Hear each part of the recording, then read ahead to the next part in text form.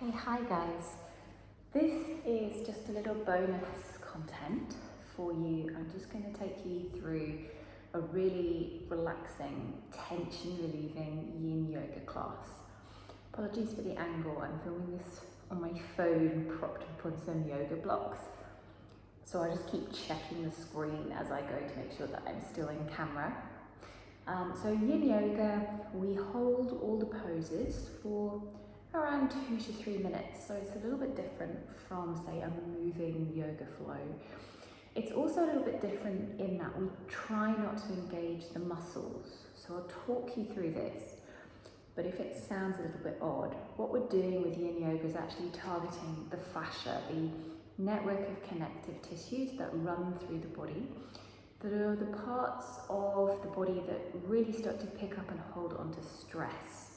So when you start to get really tight shoulders, tight upper back, tight hips, it's not usually the muscles, it's usually the fascia.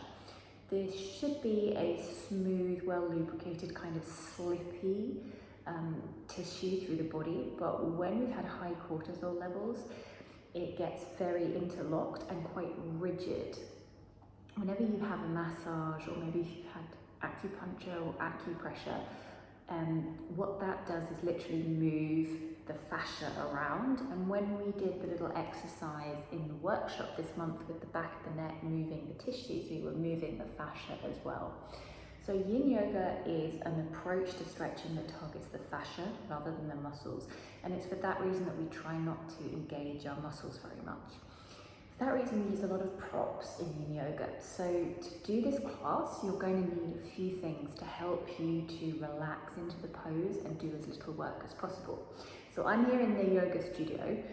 So I have blocks, and if you have blocks at home, that's great. You'll want probably one, maybe two of those. If you don't have blocks, that's totally fine. Just kind of a big cushion would be fine, or some hardback books would also work quite well. The other thing you might want to grab is either a towel or a blanket, something that you can prop underneath you for a couple of the poses that's not rigid like the blocks, that you can kind of mold into your body, maybe rolling it up to support your hips for some of the poses. I also have a bolster here.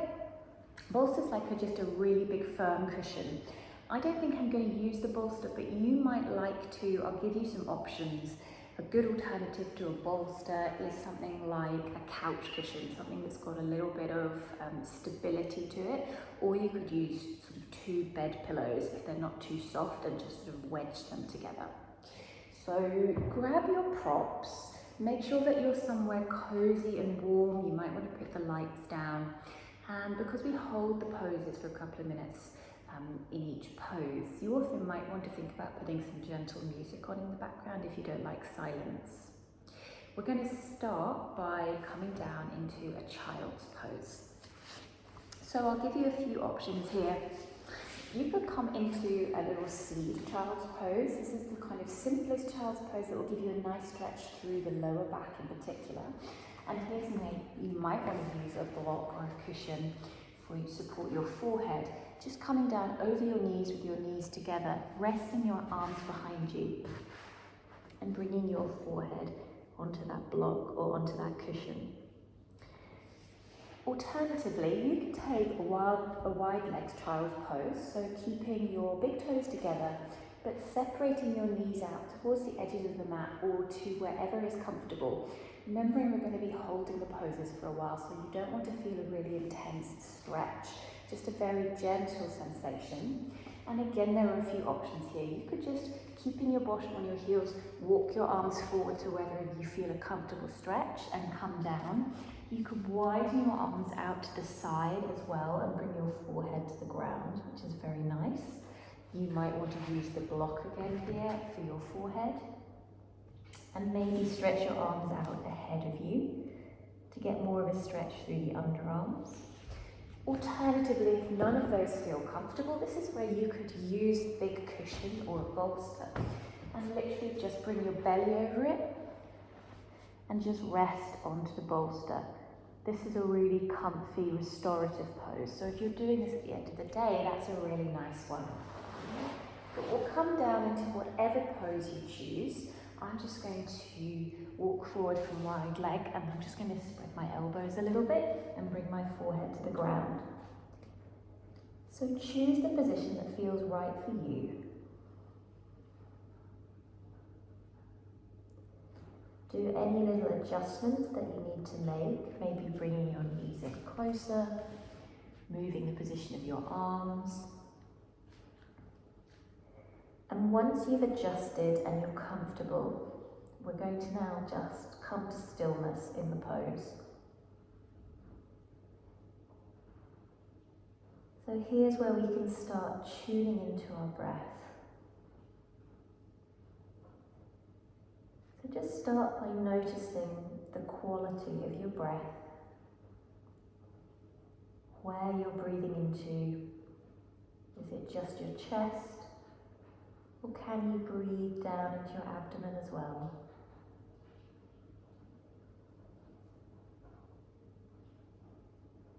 And we're going to start trying to slow down the breath a little bit. So just holding this position, breathing through your nose if you're able, but if you need to breathe through your mouth, that's fine. We're going to do a big exhale together. And on your next inhale, breathing in for a count of 4.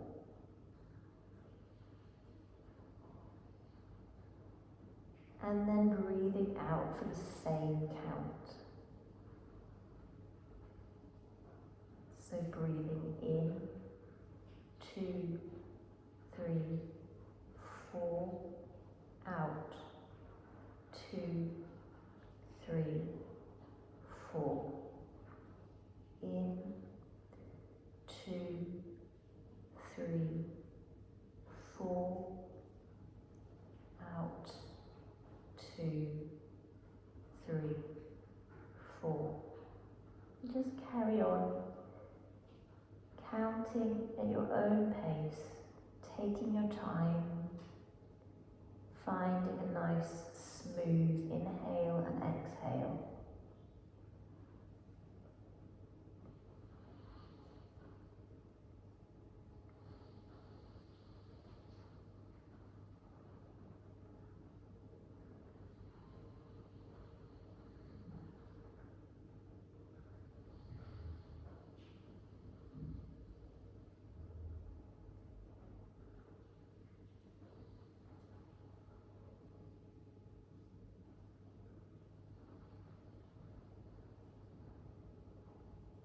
As you breathe in, notice the skin across your back tightening and expanding.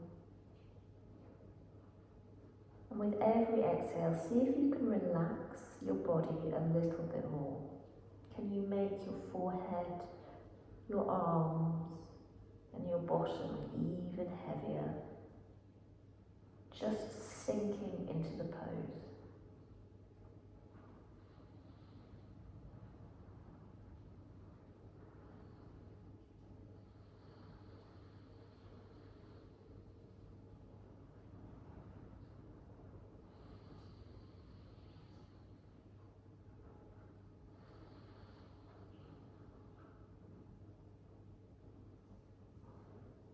We'll take 5 more breaths here.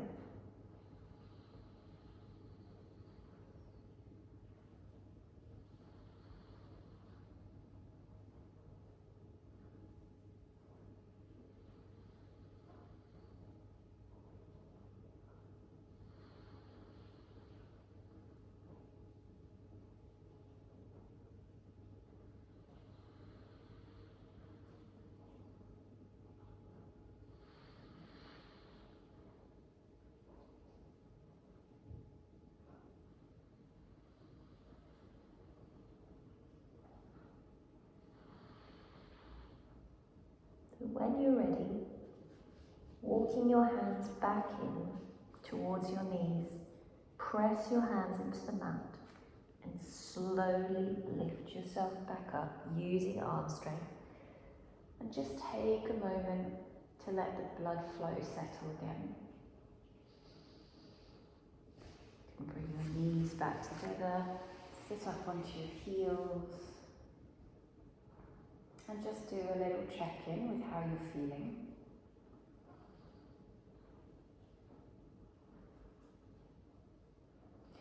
We'll take a little bit of relief for the legs after that pose. So just coming up onto all fours. Start by just stretching your right leg behind you and just really pressing into the heel, pressing through the calf.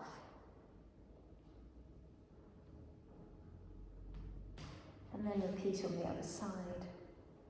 Maybe rocking backwards and forwards on the ball of the heel, stretching through the calf. Coming back into all fours. Just pull your stomach in a little bit to keep your back straight. And we'll take a few hip circles. So lifting your right leg up towards the ceiling, out to the right, to the front, and back. Just as if you're drawing a big circle with your knee, just loosening up that joint a little bit. We'll do 3 in each direction, so changing direction. Trying to keep your elbows straight. Bring your knees back down and just repeat on the other side. So up and round and back.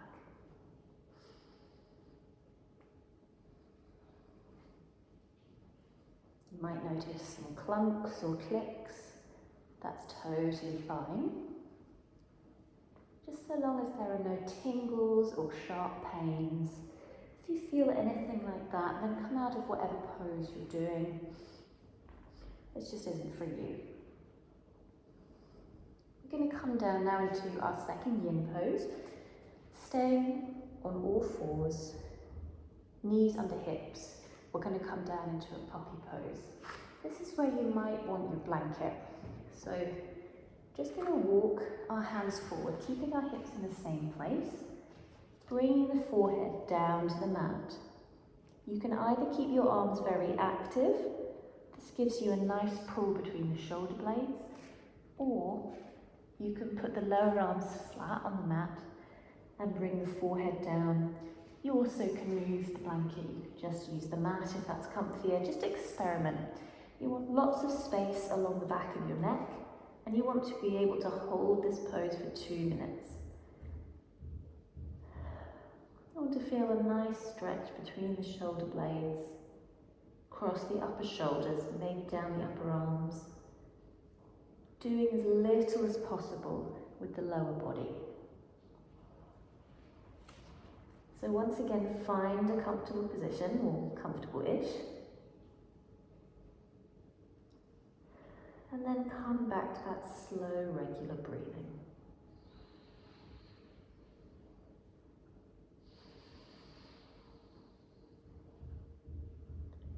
This is a slightly more active pose. Sucking your tummy in a little bit to support your low back. But we still really want to keep our hips as neutral as possible. Letting our low body hold us in this pose without pushing against the mat.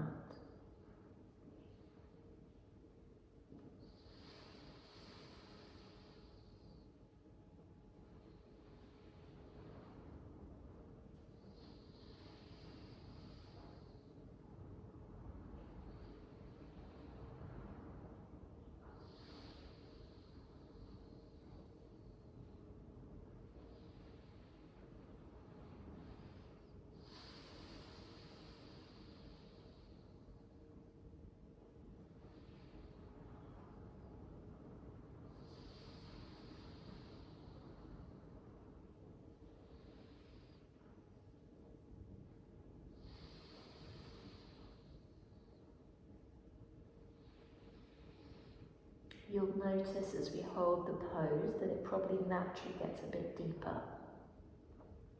Might notice more of a stretch through your shoulders, your chest starting to come a bit lower to the ground. And this is really the principle of yin, just allowing gravity and the body's natural relaxation, to gently stretch and soothe away some of that tension.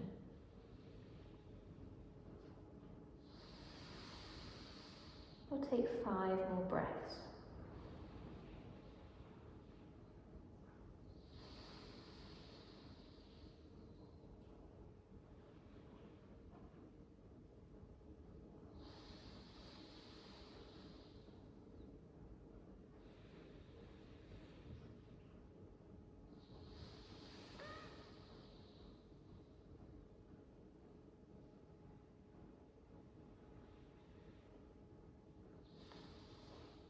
So to come out of this pose, you want to press into your hands, press into your forearms, lift your head up a little bit, and then just slide forward onto your tummy.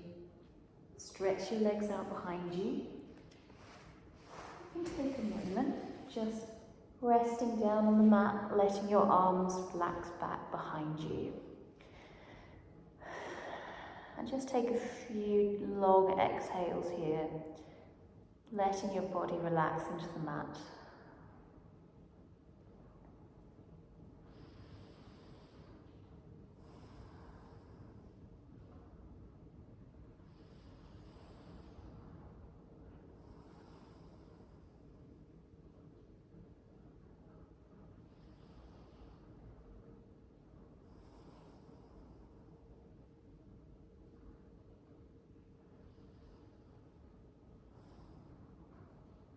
So our next pose is going to be sleeping swan, or sometimes called pigeon. So to do this, we're going to transition through into an up dog. So bringing your hands close to your chest, pressing into your hands, keeping your elbows in, bringing yourself back up, tuck your toes behind you, and then just press your seat up towards the ceiling with a lovely full body stretch all the way from your fingers through to your toes. Let your head dangle loose, gazing back between your feet.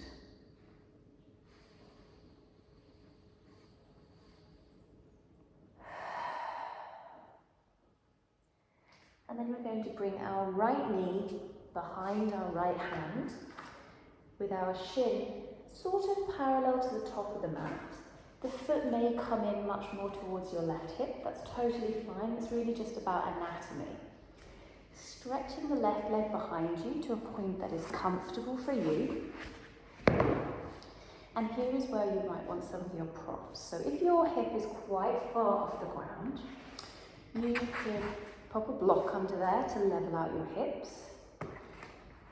Alternatively, you could just use that towel or rolled up blanket, which is a little bit softer, and that will allow you to sink into the pose a little bit more.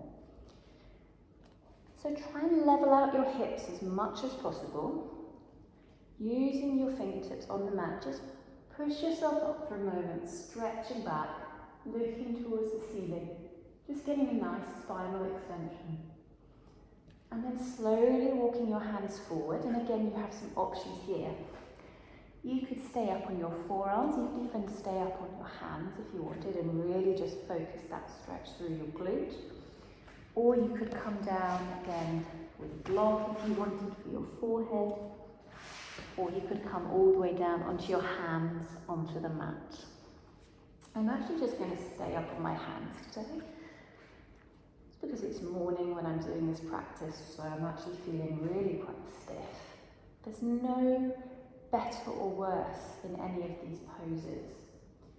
It's really about feeling into what your body needs today. So find your option. And again, you just want to be able to relax your lower body as much as possible, doing as little as possible with your upper body as well. So up in this position, I am pressing into my hands a little bit, and I am working at just keeping my shoulder blades back and down away from my ears and trying to avoid getting a curve in my lower back. It may be that you start out higher and then you gradually fold forward during the practice as well as your fascia start to relax. And again, coming back to that breathing. And now we're halfway through the practice. You might be able to extend for a little bit longer, maybe 5 or even 6 breaths. Be breath, I mean.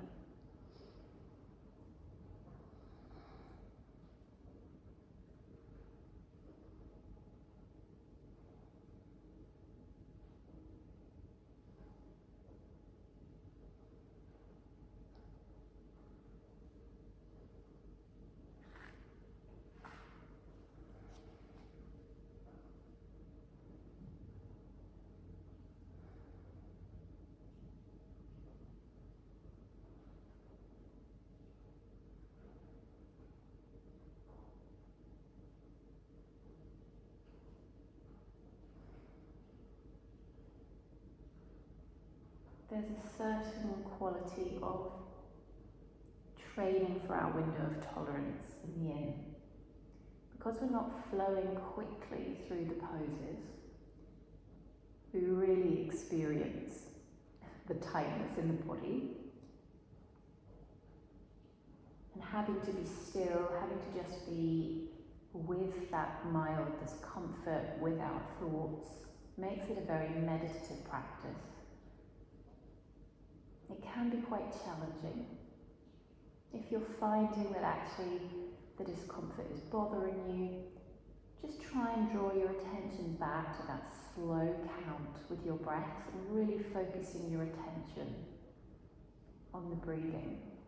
You could also practice a little bit of focus switching, of moving your attention between the stretch in your glute and your hip and a part of your body that feels neutral, so maybe your fingertips, for example, or the tip of your nose, say, somewhere where there isn't much sensation. And moving your focus between the two can help you to build a little bit of that resistance in a very natural way, whilst also kind of calming your brain if it's feeling anxious about the discomfort. So we'll just take 3 more nice deep breaths here, just seeing if you can get even heavier in the pose.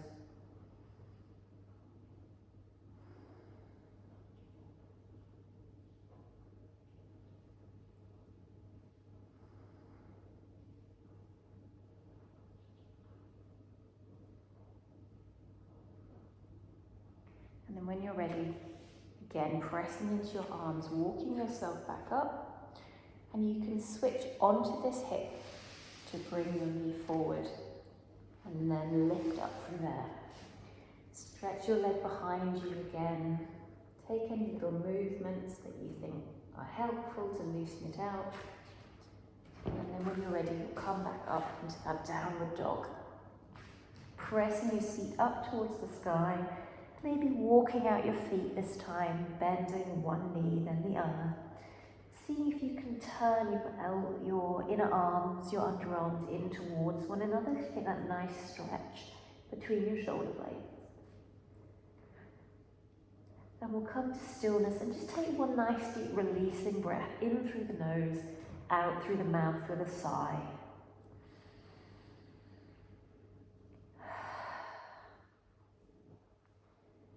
And then we'll just repeat it on the other side. So bring your left knee behind your left hand, stretching your leg out behind you, and don't necessarily expect the same experience.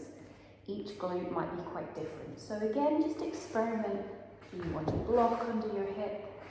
Do you want a folded up blanket? Do you want nothing? It can be quite nice just to kind of relax into the pose. Your hip doesn't have to be resting on something. And again, pressing into your fingertips, just lifting your shoulders back, looking up towards the ceiling, a nice spinal extension. And then walk forward into the pose, finding the right expression for you. You might notice the difference between one side and the other, just for a moment, just paying attention to it. My left glute is a lot less stiff than my right. I'm right hand dominant, so possibly that's because I tend to launch off the right leg when I'm walking or running. This could also be to do with how you've slept, how you've been sitting during the day. Calming back to that nice, slow breath.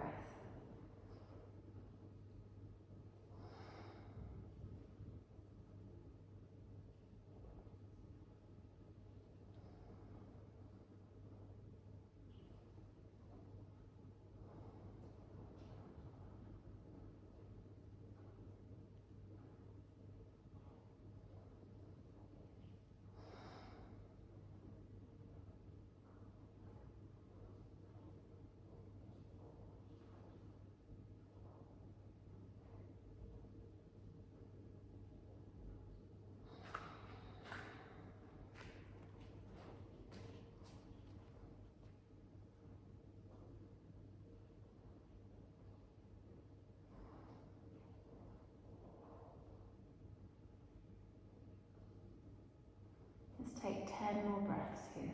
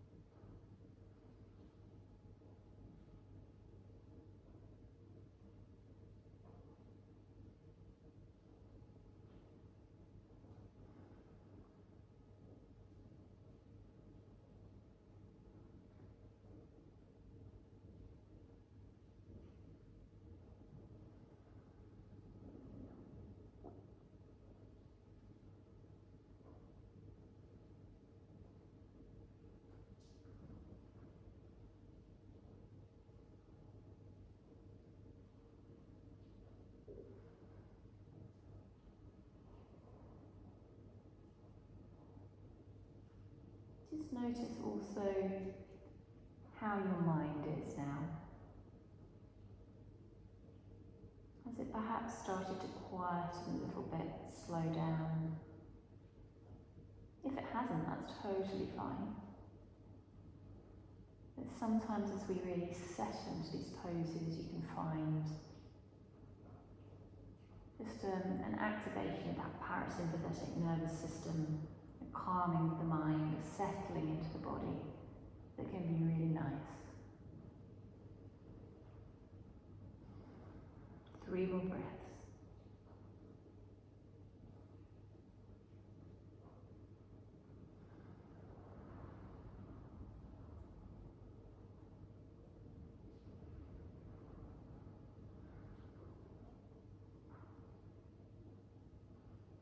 And when you're ready, pressing into your hands, walking back, bringing in that knee so that you can lift yourself off the blanket or the prop.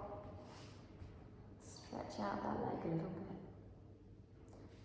And come back into our last downward dog. Just feeling if there's a bit more space in your downward dog this time around. Maybe your heels are a little closer to the ground. Maybe your shoulders are a bit more open. Gazing back between your feet.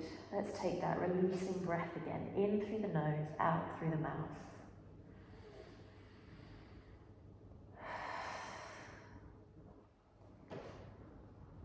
Calming down onto your knees, and we're going to come down onto our back now. So for our last couple of poses, we are going to use the blocks. We're going to start by giving our hips a little bit of a break after that quite intense pose. So coming down onto your back, we're just going to elevate our hips slightly.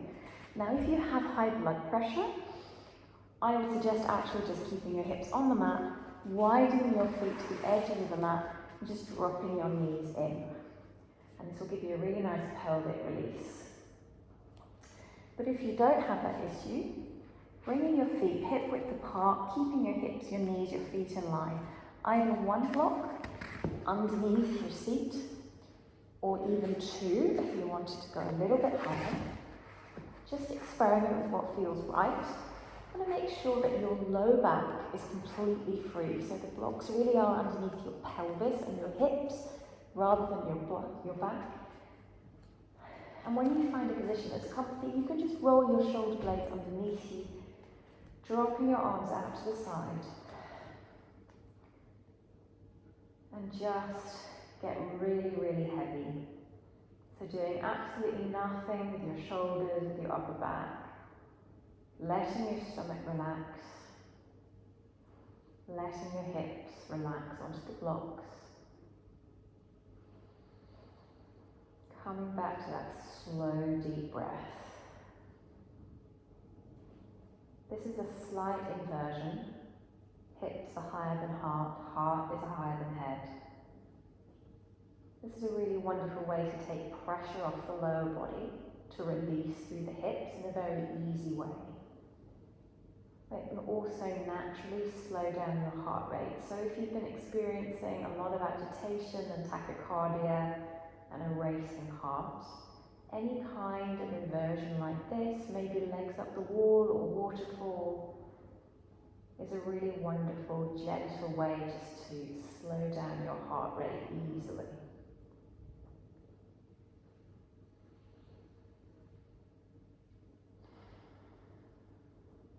If it feels safe, you might want to just close your eyes here. Just getting really heavy.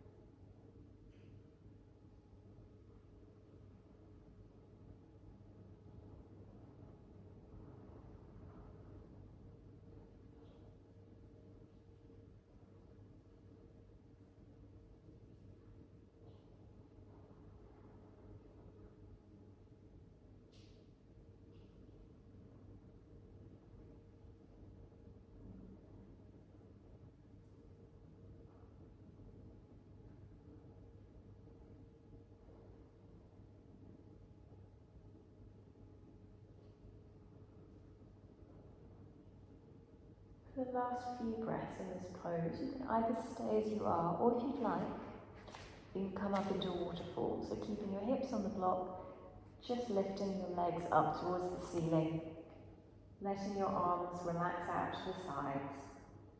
Really just letting the blood flow drain all the way from your feet, down your legs.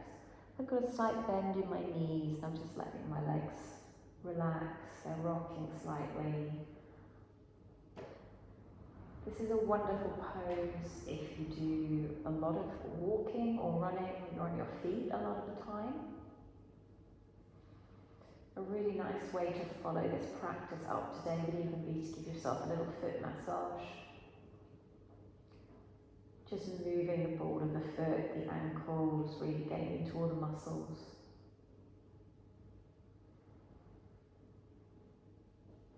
Just take 3 more breaths here.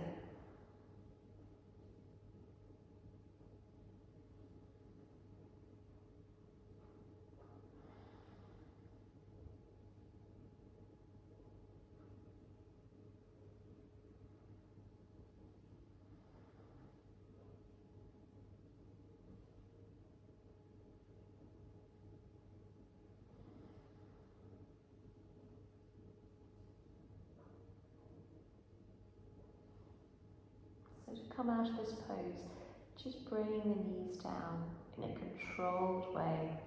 First one foot, then the other onto the mat. Pressing to your feet to lift up your seat. Move your props out to the side. And then just bring your spine down and let your pelvis really relax into the mat. Let your legs out long. And just pause for a moment, feeling the difference that's made. And we're just going to come now into Shavasana. So just spread out nice and long on the mat. Maybe put on a blanket or some cozy socks. Just do a little body scan whilst you settle in. From the top of the head all the way down to the soles of the feet. Just scanning through your body. through your jaw, your facial muscles, your neck, tops of your shoulders, your arms, your shoulder blades, down through your chest, into your hips, your pelvis, your hip flexors, your glutes, down the back of your legs, all the way down to your feet. Just noticing signs of release, signs of easing of tension, maybe a little feeling of energy, of tingling, of bubbling, maybe just a nice feeling of relief and looseness. And then come back to that nice, slow, deep breath again. Seeing maybe this time if you can extend the exhale even longer than the inhale. So maybe inhaling for a count of 4 or 5 or 6, and exhaling for a count of 6 or 7 or 8. And with every exhale, letting your body get heavier on the mat. Back of your head, back of your arms, between your shoulder blades into your hips, all the way down to your legs and your feet.